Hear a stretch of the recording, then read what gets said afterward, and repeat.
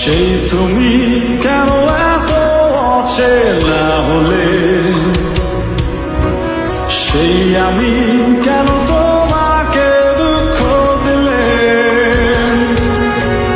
কেমন করে এত অচেনা হলে তুমি, কিভাবে এত বদলে গেছি এই আমি। ও বুকেরই সব কষ্ট